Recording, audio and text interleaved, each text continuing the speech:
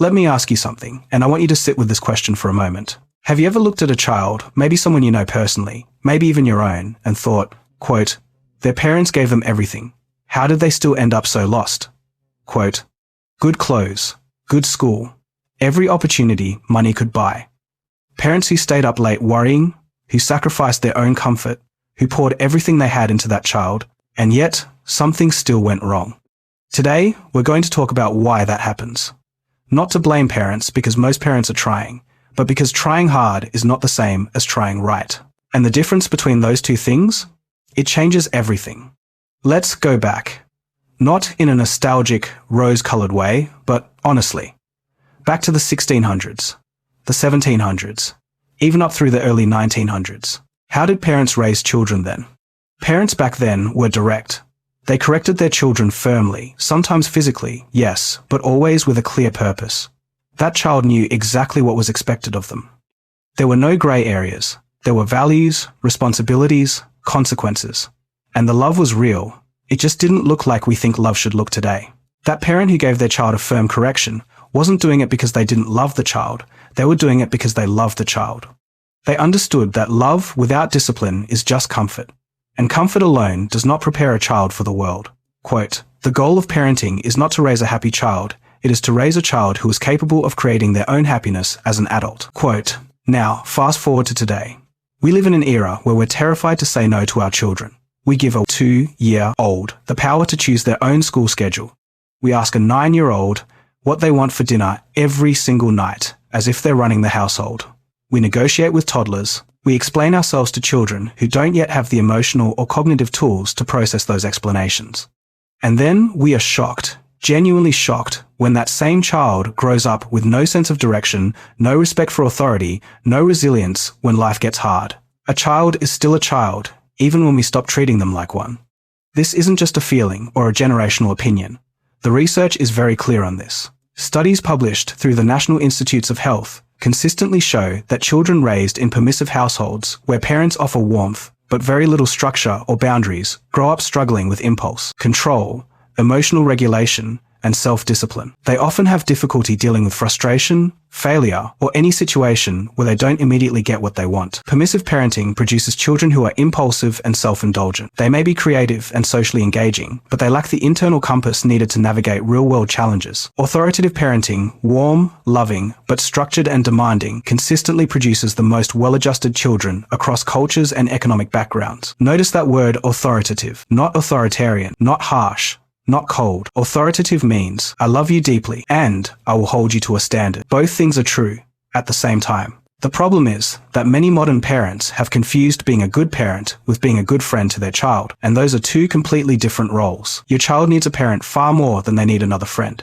Let me paint you a picture, one that many of us will recognize. Imagine two families living on the same street. In the first house, the parents are strict but loving. The children have chores. They sit down for dinner together. The father talks about the time he almost lost his business, the sleepless nights, the hard decisions he made, what he learned. The mother shares stories about her own childhood mistakes and what those mistakes cost her. The children listen, not because they're forced to, but because they've been taught that the voices of experience carry wisdom. In the second house, the parents are also loving, maybe even more outwardly affectionate. But there are no real rules. The children eat what they want, sleep when they want, spend hours on screens. If the child doesn't want to go to school, the parent negotiates. The parents rarely share anything difficult about their own lives. They want to protect their children from that weight. 20 years later, which children are more equipped for life? The research, and frankly, common sense, points in one direction every single time. Here is something that parents in earlier generations did almost instinctively, that we have largely stopped doing, and the consequences are real. They shared their own lives with their children. Not curated, filtered, Instagram-worthy versions of their lives. Their actual lives. Their failures. Their embarrassments. The time they trusted the wrong person. The business that didn't work. The relationship that broke them. The lesson they had to learn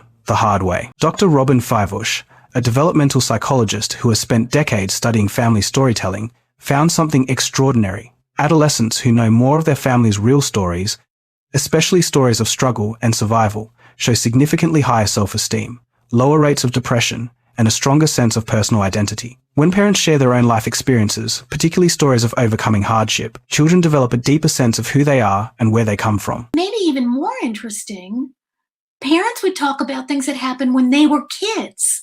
This intergenerational narrative becomes an internal compass that guides children through their own challenges. Think about what that means. When you tell your child about the time you made a terrible financial decision, you are not burdening them, you are equipping them. You are handing them a map of a territory they haven't entered yet. When you shield your child from every hard truth, every difficult story, every real consequence, you send them into the world completely unprepared. They have no reference point, no inherited wisdom, no emotional memory of how people survive hard times, because you never showed them. Now we need to talk about something that might be the most uncomfortable truth in this entire conversation. The biggest reason children go wrong, despite good intentions, is not just permissiveness. It's not just a lack of storytelling. It's this. Most people become parents without ever seriously learning what parenting actually requires. We go to school to learn mathematics. We train for years to get a job. We practice for months to pass a driving test. But to raise a human being, arguably the most important and complex responsibility any person can take on, we just wing it. We default to how we were raised. Or worse, we react against how we were raised without any real framework to replace it with. And because no one wants to admit they don't know what they're doing, we do something very human and very dangerous. We convince ourselves that our instincts are enough, that our love is enough, that our own ideas about childhood, gathered from our limited personal experience, are sufficient to guide another person's entire development. They are not, and the children pay the price. Research consistently shows that parents who lack foundational knowledge of child development and who don't seek to learn produce measurably poorer outcomes in their children. But when parents engage in even basic parenting education, the improvements in children's behavior and emotional well-being are significant and lasting. The saddest part? These parents often don't realize the damage until it's too late, until their child is an adult who doesn't call, who feels no deep bond, who can be in the same room as their parent and feel nothing. Not hatred, just emptiness. That emptiness is the result of years of a relationship that was built on comfort but never on real connection, real guidance, or real preparation for life. I want to be very clear before we close, because this matters. None of what we've discussed today means that love is unimportant. Love is the foundation. It has to be there. A child who is not loved cannot thrive. Full stop. But love is the foundation of a building, not the building itself. You cannot live in a foundation. You need walls. You need structure. You need a roof. In parenting, those walls are boundaries. That structure is discipline and guidance. That roof is wisdom passed down through honest storytelling. If you are a parent listening to this right now, please hear this without guilt. Guilt is not what I want you to walk away with today. What I want you to walk away with is awareness, because awareness is where change begins. Ask yourself honestly, am I raising my child to be comfortable, or am I raising them to be capable? Am I sharing my real life with them, or am I protecting them from it? Am I learning what good parenting actually looks like, or am I assuming I already know? The world your child is going to inherit is not going to be soft with them. It is not going to negotiate. It is not going to ask them how they feel before it delivers a hard lesson. The kindest thing you can do, the most loving thing you can do, is prepare them for that world. Not by being harsh,